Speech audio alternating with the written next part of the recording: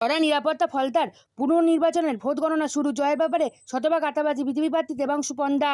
রবিবার দক্ষিণ চব্বিশ পরগনার ডায়মন্ড হারবারের মহিলা বিশ্ববিদ্যালয়ের ফলতা বিধানসভা কেন্দ্রে পুনর্নির্বাচনের ভোট কেন্দ্র করে ভোট গণনাকে কেন্দ্র করে কড়া নিরাপত্তা বলয় গড়ে তোলা হয়েছে।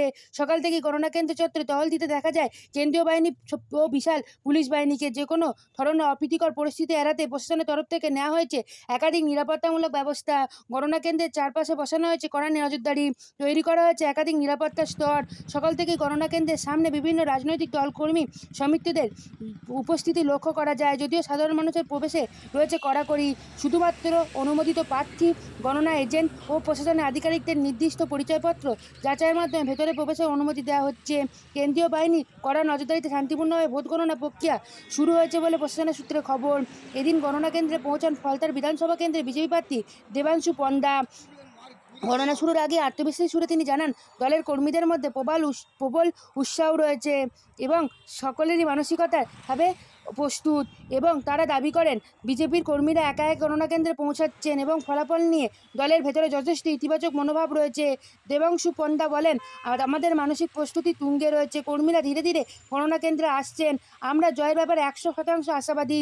ফলতা বিধানসভা কেন্দ্রে বিজেপি জয় শুধু সময়ের অপেক্ষা। তিনি আরও দাবি করেছেন, সাধারণ মানুষ পরিবর্তনের পক্ষে রায় দিয়েছেন এবং ভোটের ফলাফল সেই ইঙ্গিতই দেবে।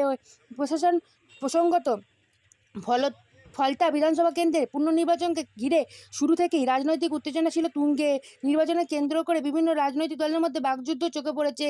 সেই আবহে রবিবার ভোট গণনা ঘিরে রাজনৈতিক মহলের নজর এখন ডায়মন্ড হারবার মহিলা বিশ্ববিদ্যালয় গণনা কেন্দ্রের দিকে। অন্যদিকে প্রশাসনের তরফে জানানো হয়েছে, শান্তিপূর্ণ স্বচ্ছভাবে গণনা প্রক্রিয়া সম্পূর্ণ করাই প্রধান লক্ষ্য।